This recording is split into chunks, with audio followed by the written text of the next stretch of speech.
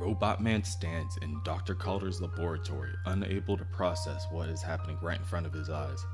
Joshua laying in front of him, dead on the floor, already bled out from his bullet wound. Dr. Calder's wheelchair toppled over right beside him, and when he turns around, he sees Dr. Calder standing right behind him. Cliff earnestly asks the chief to explain what's going on, to try to make sense out of everything, but Dr. Calder is going to need him to be more specific than that. He has no idea what Cliff means. The fact that Dr. Calder is standing right before him begs the question, how can he stand? How can he walk? Dr. Calder answers Robot Man by telling him that he has been able to walk for some time now, but it was easier to maintain the deception of invalidity. It saved Dr. Calder from having to explain himself prematurely. Calder carefully props up his wheelchair only to kick it away. Watching it as it rolls away, he admits that it served him well over the years. He would, however, be lying if he said he was going to miss it. Dr. Calder begins to walk away towards his private elevator, but is stopped in his tracks by another question from Robot Man. Robot Man pleads to Calder to just wait one more minute. It still doesn't make sense. What happened to Joshua? They can't just leave him there. Dr. Calder reaches into his jacket pocket and pulls out another delicious chocolate bar and promptly begins to bite away at his snack before telling Cliff that Joshua is dead. He's not going to do anything if they just leave him there. For now, Dr. Calder asks Cliff to join him in the elevator. He has something to show him. Cliff begins to panic and asks Dr. Calder if this has something to do with Dorothy. He just wants to know what the hell is going on. Dr. Calder tells Cliff to get a hold of himself. Cliff always wants to know everything right now. He has to learn that if he waits long enough, now will come to him. Behold, Dr. Calder's secret laboratory. Cliff walks through the elevator doors to arrive in a more expansive laboratory than the first. Dr. Calder beckons Cliff over once again, telling him that he has something to show him, something magnificent. The think tank. What only appears to be no more than a giant indoor pool is much, much more. As Dr. Calder explains, it uses molecular-sized processors to create the most powerful neural net ever assembled. The processors are held in a colloidal suspension and are able to interact in a way that simulates the electrical activity in neurons of the human brain. The think tank is the future of artificial technology, and it was made possible by Calder's personal research in nanotechnology. Eric Drexler conceived of nanomachines, but it took Calder's skill to actually build one. The giant monitor before the two men glows red as a microscopic look at the machines allows Cliff to articulate what Calder is explaining. The world's first universal assembly machine. The machine and its descendants allowed Dr. Calder to have complete control over the structure of matter. He has built self-replicating molecular machines which are capable of accomplishing any physical task imaginable. These tiny machines are programmed to reproduce themselves and can be sent, for instance, into the human bloodstream. They can perform repairs on a molecular level. All illness, disease, and even death are now simple, minor, correctable complaints. Dr. Calder goes on to brag that they can even make a perfect bar of milk chocolate, if they're ever so inclined. Using a machine like this, they can build fresh meat and make livestock obsolete. The whole world could be fed. They can do anything. In short, as melodramatic as it sounds, they have become gods. Cliff wonders that if they have all this power, why the hell are they standing around when they could be using those machines to work on Josh? Somebody killed Josh and they are loose right now and they're just standing around talking about it. Dr. Calder asks Cliff, what the hell is he going on about? Dr. Calder is the one that killed Joshua. Somewhere, in a dark hallway within the base, Dorothy wanders alone. She previously was able to gather herself up from the ground and decided to go look for the others, but she can't find them. She can't see them or hear them. All she can hear are the whispers of the candle maker telling her to make a wish. All she has to do is make a wish, and he can get out. Dorothy can't stand it.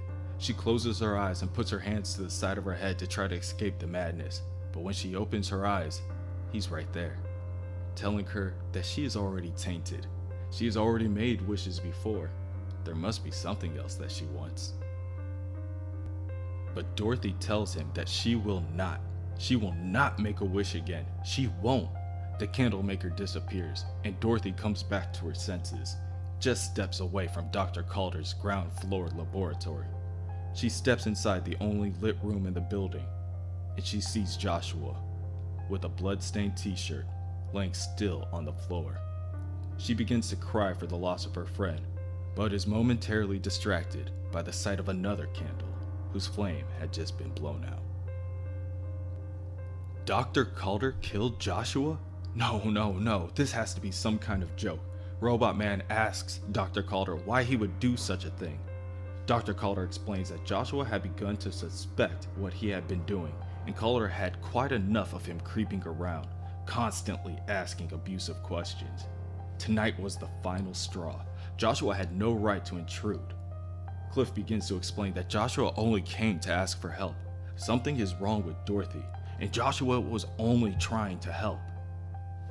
With this new information, Dr. Calder states that perhaps this actually may have been an error on his part. No matter though, these things happen. Cliff steps forward and attempts to charge at Dr. Calder, but Calder quickly turns around with the click of a button. Robot Man is rendered immovable, and it would be useless to try otherwise.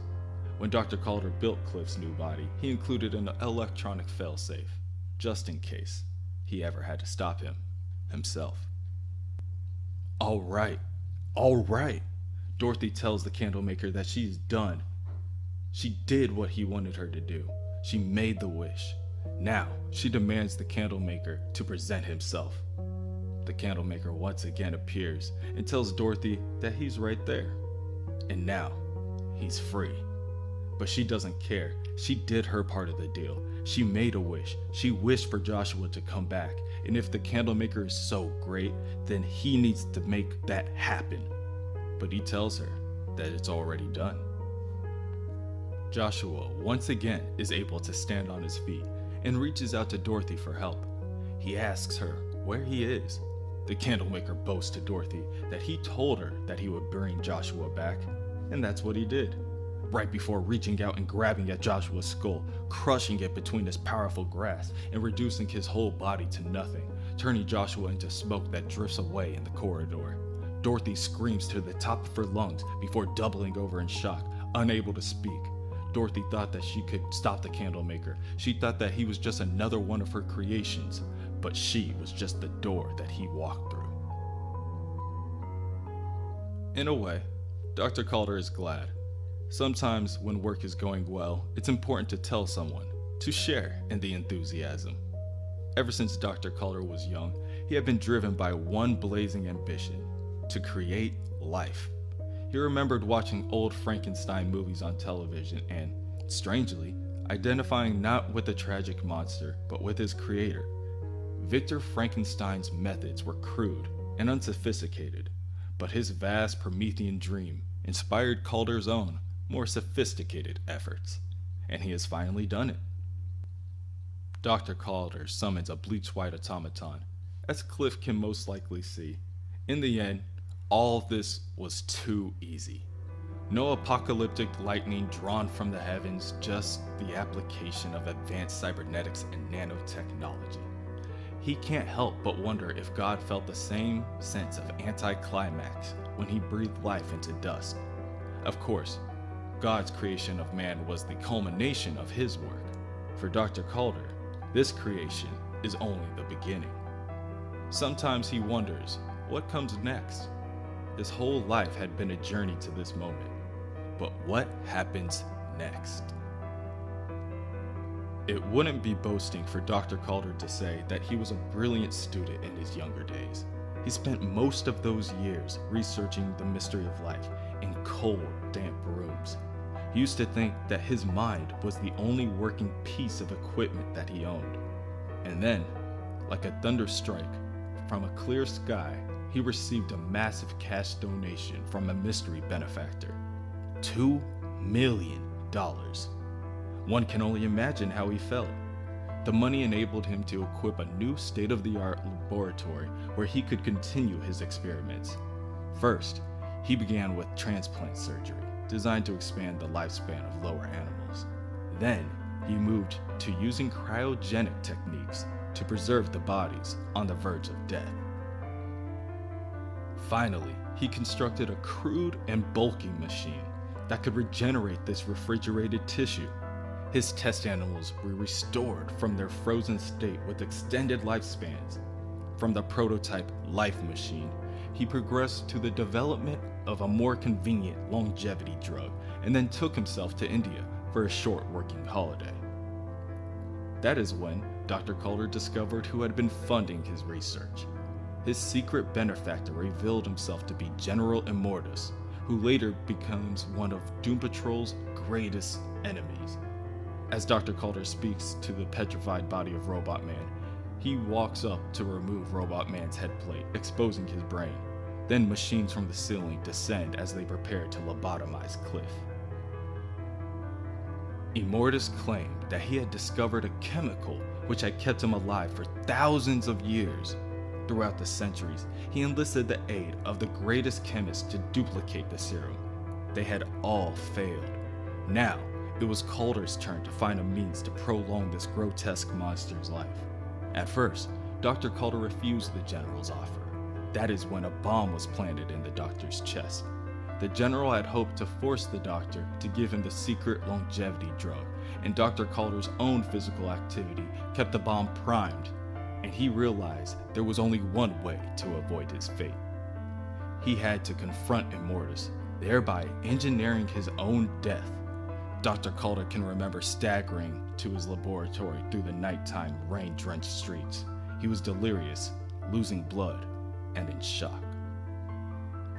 All the way there, he prayed his plan would work, praying to no one, praying to himself. His robot servant, RA2, had been programmed with strict instructions, and upon Calder's return, he removed the bomb while Calder was clinically dead. Then came the moment of catastrophe. And of course, the word catastrophe is meant in the mathematical sense. The operation had been successful and Calder was alive, but he had lost the use of his legs. He had RA2 destroy the lab to ensure that none of his research would fall into Immortus' hands. Calder couldn't afford to leave a single material clue for Immortus, so he had no choice but to finish the job by killing RA2. RA2 had saved his life. Killing him was like killing a friend. Just like killing a friend, Dr. Calder repeats as the mechanical devices continue to lobotomize his teammate. But then again, the doctor would say that every event, good or bad, is there to enrich us. Another image appears before them on the giant monitor, a diagram with a curve. Cliff cannot see it at the moment.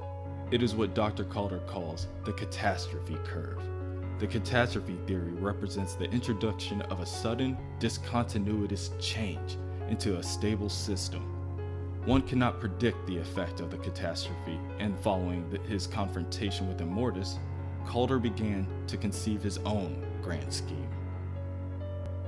Dr. Calder's life had been immeasurably transformed by unexpected events, catastrophes, and he had become interested in creating similar events in others. Dr. Calder had spent some time looking for the perfect subject for these new experiments, and that is when he found Cliff. Dr. Calder couldn't help but wonder what would happen if he introduced the catastrophe curve into the life of such a man. What would happen, he wondered, to someone who had everything? What would happen if he took it all away? He had to find out.